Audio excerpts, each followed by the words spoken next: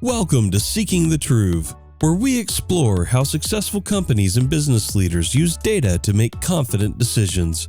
Hosted by Darshana Shetty, VP of Product at TRUV, a one-stop solution for income and employment verification. Hello, everyone. Welcome to Seeking the TRUV podcast. I'm your host, Darshana Shetty, and with me, I have our favorite co-host, Richard. Hey, what's up? Thanks, Darshana. We have a very special guest today, Tim. Tim is CEO of BeSmartee, and welcome, Tim. Good having me on, Darshana. Richard, thanks for hosting this. Tim, if you don't mind, give an introduction about yourself to all of our listeners, and tell us, why you're here today. Yeah, absolutely. So, Tim Nguyen, CEO, co-founder of BeSmartee, founded the company as an idea in 2007. This is right when New Century went under, and had this crazy idea to use source data and make the consumer experience better. Fast forward to 2016 is when we actually got the product live. But I come from a very entrepreneurial background, born here, raised here in Southern California. Basically grew up in real estate and mortgage my entire life. Left college early, got in the mortgage space, and never left. I tried.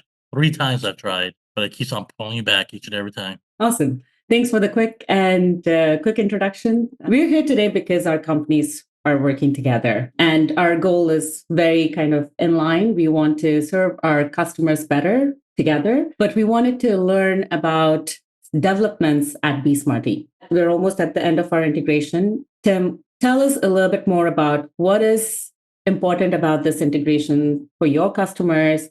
What is important for BeSmartee? How do we kind of make this better for borrowers? Yeah, I think I could best answer that by just kind of sharing what BeSmartee is really, what we do every single day, what our mission is, right? We really look at providing value in 3 different ways. The first is to deliver just a beautiful consumer experience, right? It needs to look good, it needs to feel good, it needs to represent your brand, your baby really, really well in the marketplace. That's number 1. Number 2, it's all about the relationship with the real estate agents, especially in this purchase market, that we're in and will be in for the next 2 to 3 years. So really making those connections more seamless, easier to refer business back and forth. And number 3, it's automation of data and processes, right? Providing real ROI, right? A fancy, pretty app, a fancy, beautiful, application. Those are all great. It's all table stakes. But then you got to make that do more for your back office, do more for your loan officers, do more for your borrowers, by removing redundancies, automating things that you do again and again and again, so that you can take that time saved, right, and really focus back on what's most important, and that's your customer, your borrowers at the end of the day. The more work we can do on automation, more than you can go ahead and make relationships and connections happen.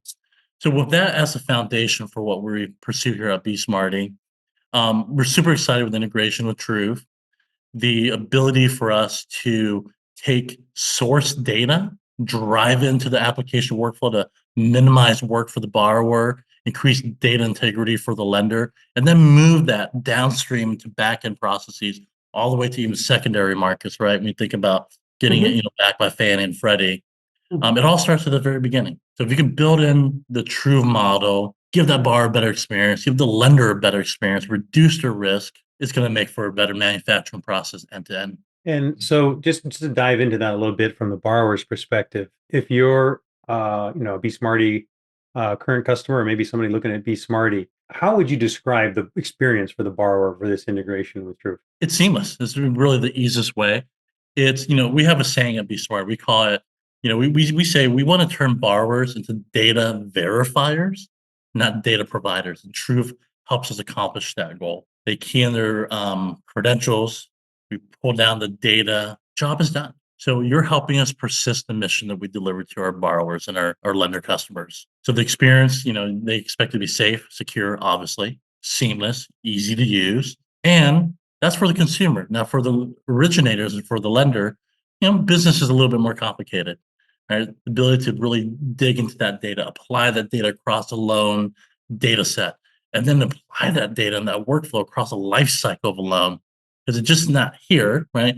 You might have to refresh it at the end. You might have to refresh in the beginning. You might have to do a new one. We add a secondary co-borrower to it, right? Business is dynamic, manufacturing loans dynamic. So really taking that product, not just finding one home for it in the point of sale, finding multiple homes for it in the point of sale and driving that data and efficiency downstream into the loan origination system. A quick piggyback question I just wanted to ask. You were getting me thinking while you were talking.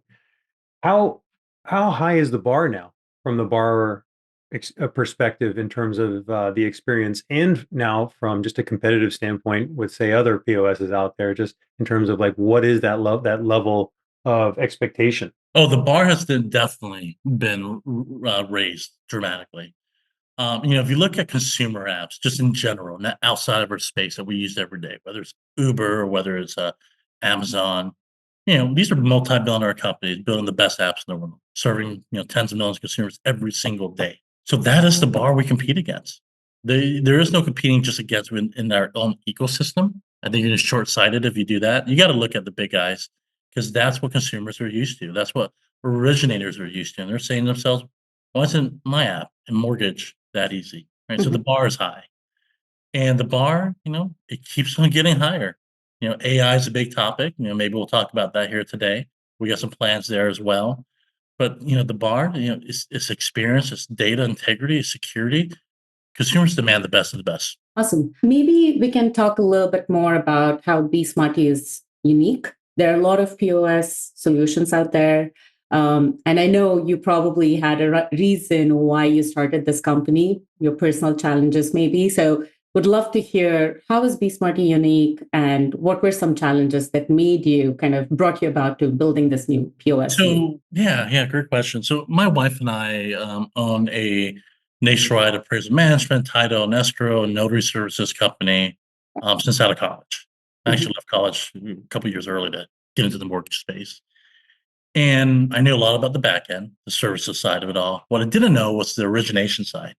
And if you remember way back when, back during those last booms in the early mid 2000s, originators never actually met their borrowers, right? It was all call centers, it was all over the phone, interest rates were low, the market was booming. The only people that the consumer ever saw was the appraiser or the notary. They never met anyone else, including their loan officers.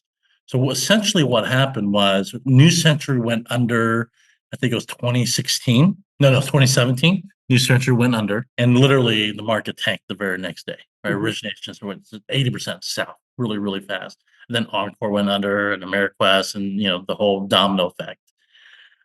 It was at that point, Darshana, where it got me really curious about, like, okay, what's going on? Because I got calls from borrowers. I can't reach my loan officer. The company's out of business. What is a negative amortization loan? Why is my loan amount going up? Like, I don't get why I'm going to lose my house. I've been in my house for 15 years before this. Well, the problem is they were putting in bad loans they couldn't really afford. They weren't, the process wasn't transparent. And so it was that moment, there was this little company called Mint.com that was coming up. I think we all know it now as Quicken, right? Yeah. And they were pulling data from bank statements. Yeah. And, the verification of assets, common case today, but back then it wasn't. And it got me really thinking, like, okay, if that data's there, what other data's out there? Why are we asking borrowers to scan and fax tax returns and bank statements and pay stuff when that data's out there? So as we dug and dug and dug, this was 2007, excuse me. I said 16 earlier. 2007, we said, okay, well, why can't we bring that source data into the mortgage process? Put them in the hands of the consumer so they can do less and increase the data quality over to the consumer. So from the very get-go, we set one goal. This is what makes us, different. It's how do we get a borrower into a paid appraisal in about 15 minutes? Right? Think about that for a second. What does that take you as a lender from the first call, first contact, to get a paid appraisal compliantly? Days, right? For most people, it'll take them multiple days. Yeah. And that's our biggest differentiator. For us, we do it in about 15 to 20 minutes on average. And we do that by automating all the data and the processes and the source data available to deliver conditional approvals in 10 minutes, to deliver lifestyle disclosures in about 2 minutes thereafter, right? So people can zoom through the process quickly. Now, this power also gets pushed in the hands of originators, right? So as an originator, if I was a loan officer and I'm using the software, I can take that borrower off the street in about 20 minutes. I'm apping them, I'm running product and pricing, credit, aggregating fees, lifestyle disclosures, collecting an appraisal card.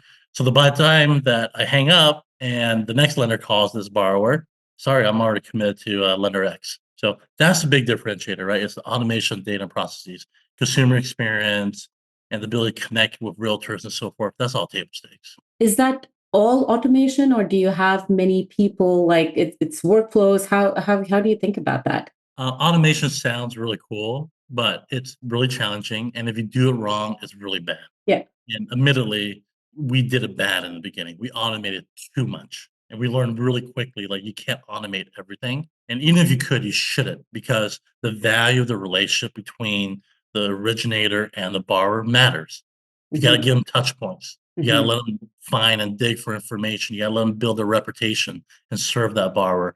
So really, automation for us is about automating those things that are mundane, right? Right. The real skill of selling and Yeah. advising and consulting, that belongs to the originator. And I hope it belongs to the originator for a long time, because there is this threat of AI coming in.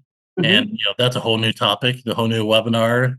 That is a threat to the loan officers, right? But I think really good loan officers who understand how to help the consumer and serve the consumer, understand that person's direction in life, they're going to do really well. Right? They're going to be able to focus their attention on that rather than doing paper pushing and number crunching. Excellent. Well, we really value this partnership, Tim, and I think lenders are going to be very excited about what's now available to them. What would you give? Just give me like 3 bullets for a lender listening about why you think they should be super excited about TRUV and BeSmartee and this new integration that we're releasing. And we're going to be talking about this live, everybody who's listening, just so you know, on a webinar next month, hopefully with a mutual client that we'll be able to pull in. Go ahead, Tim. The first thing I would say is the people behind it. I'm very proud of the culture we have at BeSmartee. I've gotten to know the folks at TRUV. I'm really happy and proud that we're working with a culture like at TRUV. So we got good people, just good, knowledgeable people that work together well, want to do right by the consumer and the lender. I think that's the first good start right there. Right. The second is the technology and the product. Is it up to par? Can it scale? And in both cases, I think the answer is yes. I know for us, we do about 90,000 applications per month, even in this market. I know the volume that you guys do, I won't share that, but you guys have scaled. You guys know how to solve this problem, and you do it really, really well, right? So I'll just leave you those 2 things right there. Great people, doing the work, and a great product that could actually scale and produce results. You put those 2 together, then it's not much we can't do, if we don't, as long as we try. I love that answer, Tim. And I just want to let everybody know he's talking about Darshana and the rest of the company, not me. For sure. Tim, we talked about AI a few times. You mentioned AI a couple times now. So let's actually dive deeper. How is BeSmartee using or planning to use AI? We are doing a couple of things ourselves, but I'm always curious and very excited to listen to other innovative solutions that companies such as yours are using. So please educate us. AI, I think it's the first thing for people to understand it's here. It ain't going anywhere, and it's getting better fast. It is really mind-boggling. Just go get a free ChatGPT account, give it a spin. It really is an amazing thing. So for our organization, I'll start there. 2023 was a year of just consuming AI.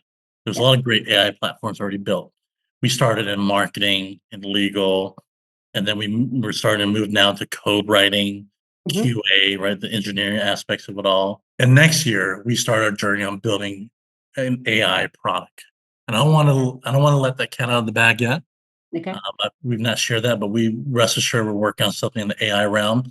We're not just going to use ChatGPT's product and build a chatbot, right? That's all over the place, right? So that's a great segue. We're going to use it a little bit more creatively. And I'll give you a clue, actually. It's a customer for life strategy, right? How do we use AI to retain the customers and re-engage with that customer? If you think about the stats, I forget what year this was, about 18 or 17% of consumers will go back to the original lender that last year their mortgage with. That's horrible. Yeah, terrible. And that's one heck of a leaky bucket. Yeah. And when you got a leaky bucket, you got to pour a lot more water in there to build that water supply up, right? So that's a big problem. So that's where we're going to use AI to really tackle that customer for life strategy. Now, in terms of AI overall, I look at AI as like superconductors, right? The chips. Intel, AMD, let them do that hard work. Let Microsoft and Google and Facebook, they're going to do all the hard work. You think a little company like BeSmartee can be able to build AI? Probably not. Mhm. There's going to be someone out there that proves me wrong, some kid in his basement. I hope that happens. That's the beauty of the world we live in. But it ain't gonna be us. It's not gonna be the majority of companies our size. But what we can do though is leverage what they already have. Right? We're gonna let Microsoft and Google tackle the billion dollar, the multi-billion user market, the communication, the chat, right? Let them handle all that stuff. What we're trying to do is, I think the winners in AI are gonna be the ones that build it into a niche industry where they know the industry, they know the players, they know the market, they know the ins and outs of it. They can apply very specifically to an industry. So you can get a very broad solution, apply specifically to produce a very specific outcome to a large sector.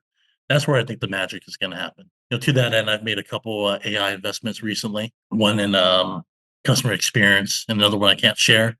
But these are very targeted niches, right? So that's where we think the value is going to be. Just to piggyback on that question, Tim, if you were to look at our industry, right, software industry or tech in general, what are some of the jobs that may get redundant with AI? If you can think of any. Let's just take a look at the broader economy for a second. Yeah. Every single job is threatened by AI. Let's be real about that. I mean, just look at graphic artists or blog writers. That's being threatened. It's already threatened. It's getting decimated. But that's where it starts. Will technical jobs? Yeah, it will. Will golf trainers and teachers, coaches? Yeah, it will. When the camera can read your body and give you better tips to swing better, it will. I have a kind of a theory that I believe in for the last 20 years is if you look at other countries, right? Most people don't work, right? Think about this. My ancestors are from Vietnam, and if you go to a typical household in Vietnam, there might be 10 people living in a one-bedroom home, okay?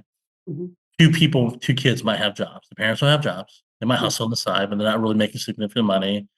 Most of the kids can't find a good job. Maybe one or two of them work for Google or a software company or whatever they do in finance or banking or whatever, and they're making really good money, and they have to take care of the whole family, right? That has happened for many. I mean, look at all the other countries. Look at villages in Mexico, for example, right? You have a small group of siblings or cousins, aunts, uncles, whatever, that are the breadwinners. They take care of family, 10, 12, 18 people. I don't know if it's going to get to that level, but if as AI catches on, the government has to put some level of regulation. So we can't just rip everyone's job. But will jobs be impacted? Yeah, it will. I don't know how else to say it. I think the NVIDIA CEO said it best. It's not AI directly that's going to take your job. People who know how to use it is going to take your jobs. So I got my kids. I got an 8-year-old, 5-year-old boy. I got them using ChatGPT now. Mm-hmm. Right? Mm-hmm. They're playing with it. They're chatting with it. They're trying to tell jokes. They're creating jokes from it. They're getting, they have this idea and they have ChatGPT draw a picture and they love it and they tweak the picture and they tell stories with it and then they share the stories with mom and dad and they draw a comic book. The point is, I gotta get those tools in my kids' hands early because if they don't know how to use it in 10, 15 years, you're gonna be in big trouble. Tim, I just saw this stat that there's 1.8 deaths per minute in the world. Oh no, per second, I think, in the world, and there's over 4 births. And so when I put those kind of statistics in line with what you're talking about, with how many people are working out there, and then all the AI that's going to be replacing all of these jobs, it's an interesting picture our world's going into in the next 5-10 years. And it may not be bad, right? Because I do believe that when people are free of the basic necessities in life, mm-hmm. they can become more creative. Some people might sit there and just smoke weed all day. Hey, that's going to happen. Okay. But some people actually will say, hey, I'm going to go create something. I'm going to go draw something. I'm going to go design something. I'm going to discover something no one's ever discovered before, right? Because they're curious and they're kind of bored because basic necessities are so easy to come by. I hope your recent investments in Cyberdyne systems really pay off in the future. Cyberdyne's from Terminator, remember? But Darshana, I think on the questions of AI, I mean, I do actually, for anybody listening, would love you to maybe, if you can, give a little teaser about some of the AI that we're playing with right now at TRUV, because I think it's super exciting. Yeah, and we're using AI across the board, right? Like Richard, on the marketing front, we're using some AI to get better leads. And how do we kind of quantify those leads? We are definitely using AI to write up some of the emails that we are sending out, the blogs like Tim mentioned, we don't have a dedicated huge product marketing team. So we use AI to write some of our blogs and articles. And then obviously, Richard takes a pass, I take a pass. We make sure that it's all teed up, reviewed, and good to go before, published. On the engineering and product side, we do have, if you're aware of the waterfall, right? The last step of the waterfall is the HR outreach. Again, don't wanna kind of open the kimono and make a big announcement here, but what we are doing is we're using AI instead of having a call center and building out a huge call center.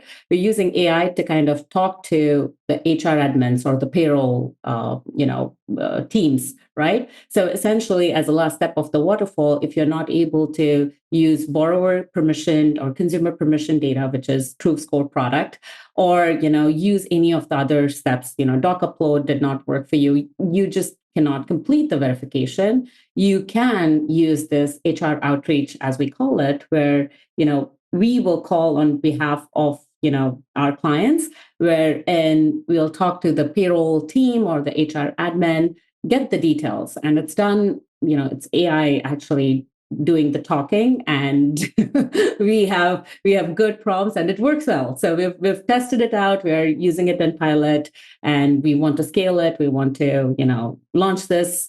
So this is something that the teams are working on. One of the many cool things that we use AI for, engineering teams are using it in various forms, shapes, and it's just made the team more productive, in my opinion. So I think, Darshana, I just want to throw that out there. It's so cool, like really cool. The caller is so cool. I don't know when that's going live, but man, people have no clue, no way. Is it It's actually a voice, or is it? it's any voice you Oh, want it to be. It can be Tim's voice. That's oh, what's that's so great. cool about it. It's really good, and people have no clue when they're talking. So it's that part kind of has implications for our whole world, right? I mean, but anyways, Tim, I want to take this in a different direction. This is a BeSmartee direction. You have had some big developments here at BeSmartee, big initiatives, and one was a reintroduction.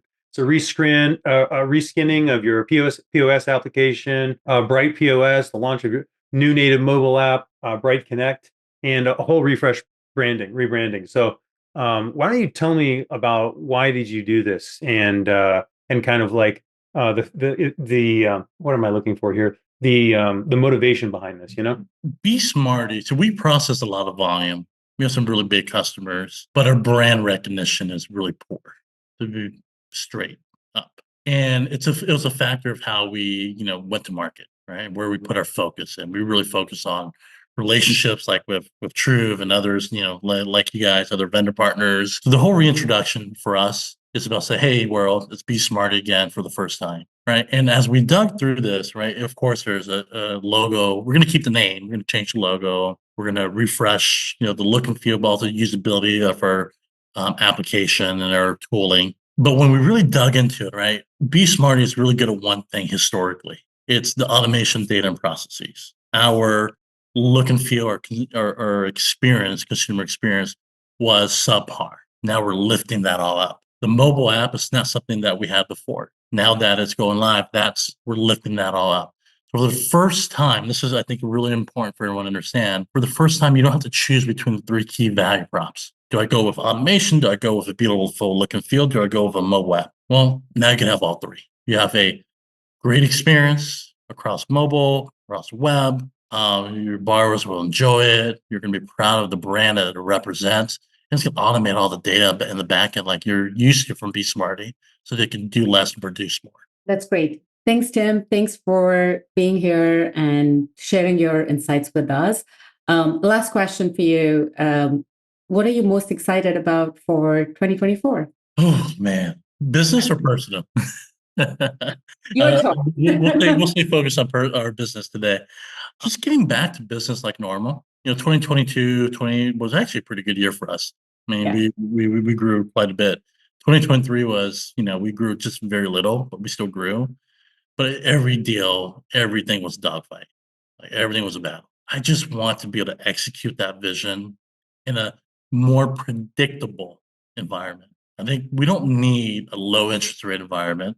Mhm. We just need a stable interest rate environment. If it's going to be a 6.5% market, let it be a 6.5% market. It's going to be a 6.25% market, let it be a 6.25% market. We just need some level of stability. So I'm looking forward to stability, which allows us to plan for the long run, get back to thinking about innovation again, like building out the AI customer for life strategy for us. So those are the things I'm really just excited about. Getting back to business as normal. Perfect. Thank you for joining us. It was great to have you on Seeking the Truth podcast. Thank you. Thank you, Darshana. Thank you, Richard. Thank you for listening to Seeking the TRUV. You can keep up with the latest on our podcast at truv.com/podcast or wherever you get your pods. We'll see you next time.